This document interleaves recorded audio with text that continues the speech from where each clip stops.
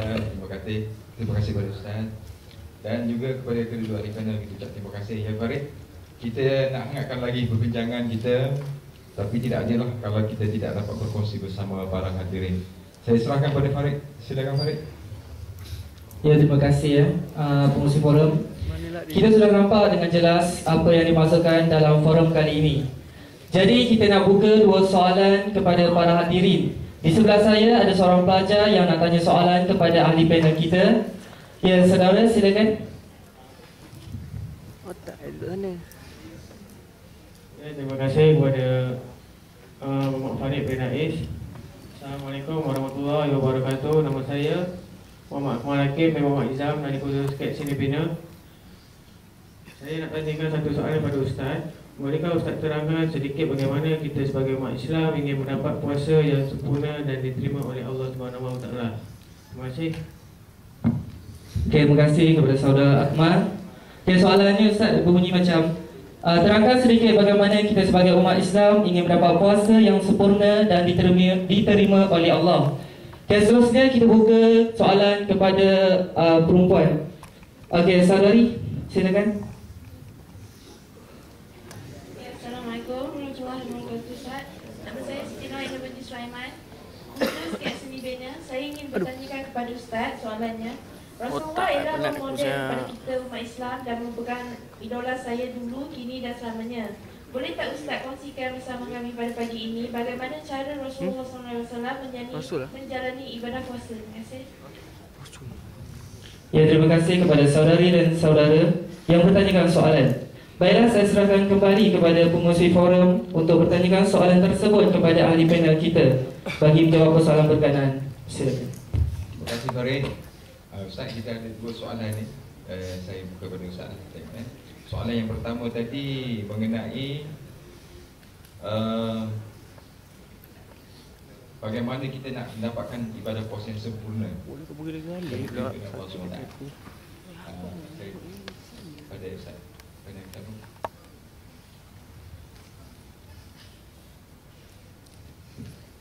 Alhamdulillah. Ini soalan ni penting. Bagaimana kita untuk mendapat melaksanakan puasa yang sempurna. Bermakna ini kita nak jangan puasa kita terpuasa dengan hanya lapar dan dahaga. Ya. Yang lain tu semua kita laksanakan. Sebab kita kena tahu Ramadan datang sekali setahun. Lepas tu dia pergi. Dan kita tak tahu kalau datang boleh tak kita jumpa lagi Ramadan. Ya? Jangan kita menyangka kita muda, kita insyaAllah banyak lagi Ramadan. Tidak. Kadang-kadang kita dengar juga orang yang muda pun pergi lebih dulu daripada orang yang lebih tua. Jadi maknanya rebut keluar Ramadan. Anak-anak sekalian, memang satu benda yang kita kena letak dalam pemikiran kita, macam mana puasa ni yang sebenarnya. Ustaz walaupun dah pergi belajar ke Mesir, dah balik dah, tapi 2-3 minggu ni Ustaz sering mencari balik buku-buku tentang beli di kedai, cari buku tentang Ramadan. Sebab nak tahu apa dia Ramadan yang paling hebat. Walaupun Ustaz dah belajar Azhar, mana cerita pun boleh, tapi Ustaz terpaksa juga mencari lagi buku-buku untuk kita tentang Ramadan. Beli lagi buku, menunjukkan kita dah tahu apa itu Ramadan. Banyak rahsia Ramadan. Antara ilmu yang Ustaz dapat rupanya dalam hati kita ni ada satu sel. Ada satu sel dalam hati kita ni. Dan sel ini hanya keluar apabila kita hari-hari puasa. Bila sebut hari-hari puasa, bermakna merujuk kepada Ramadan. Yang lain tu Senin, Khamis, Senin, hari Senin puasa, Selasa, Rabu tidak hari puasa, maka sel tak keluar.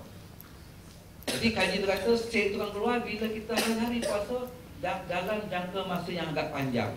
Bermakna kalau macam tu kupasan oleh ahli sains, dia merujuk kepada Ramadan. Apa sel tu? Sel ini cukup luar biasa. Dia takkan keluar, tidak akan keluar kecuali dalam bulan Ramadan, karena dikatakan bahawa dia akan keluar dengan puasa hari-hari dengan dalam jangka masa puasa yang panjang.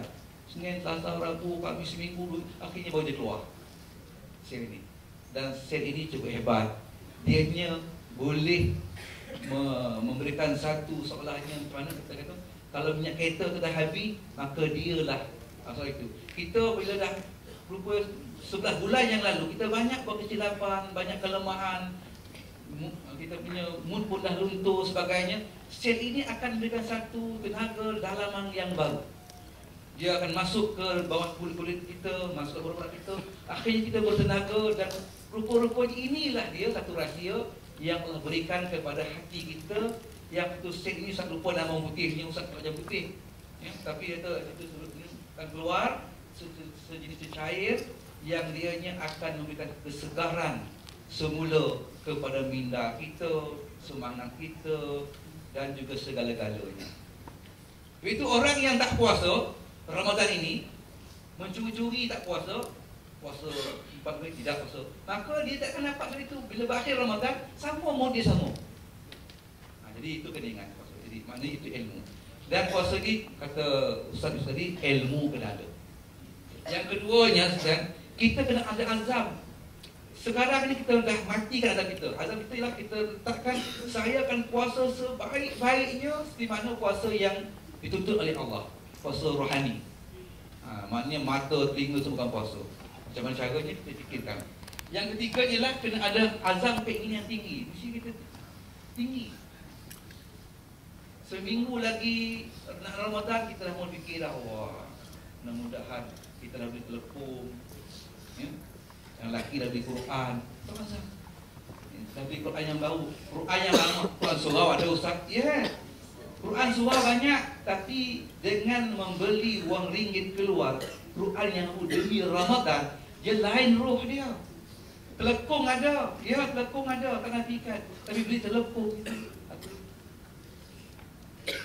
Beli telekung macam Ustaz lah, beli telekung untuk isteri, beli telekung untuk anak Ustaz perempuan ada 5 orang. Yang kecil tu ada 5 tahun pun belikan telekung Ramadan.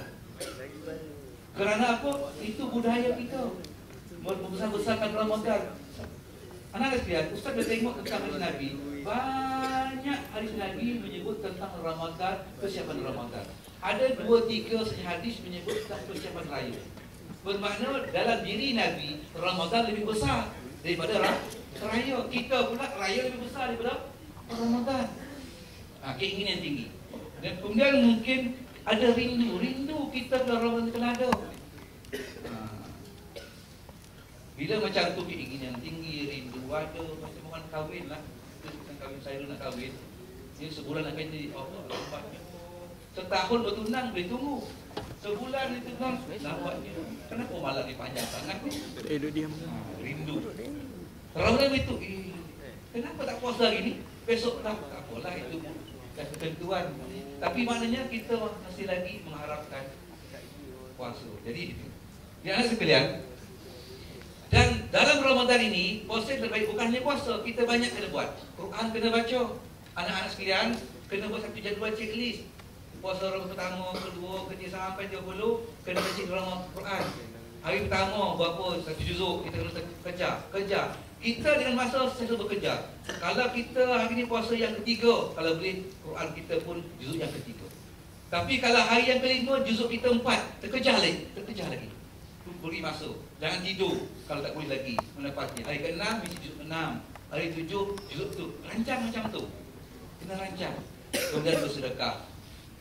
Ustaz, kami ni belajar nak sekalian. Pernah Nabi kata, hendaklah kamu menjamu sedekah kepada orang berbuka, puasa. Kalau kamu sedekah puasa, pahala puasa orang itu juga akan kamu dapat tanpa mengurangkan pahala orang yang berpuasa itu.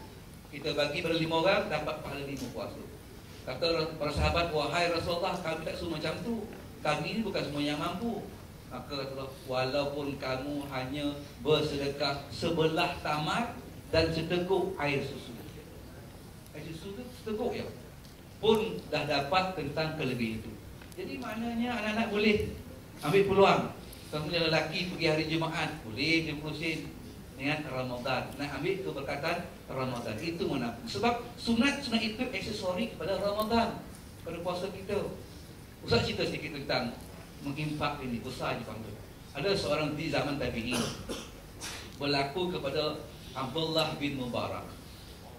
Dia bermimpi bahawa tahun itu ada 6,000 orang lebih jemaah haji, semuanya mendapat haji mabrur. Tapi yang nak tahu lah, mimpi berhujah ya. Jangan mimpi bukan hujah. Ada orang mimpi hujah, mimpi hujah. Bercerita dah sebab saya mimpi. Tak, mimpi berhujah. Ini hanya sekadar iktibar. Ya, itu kena jelas. Maka Abdullah bin Barak bermimpi, dia kata, kenapa orang tahu terdapat haji 56,000 orang? Rupanya ada seorang yang bersedekah. Apa cerita dia?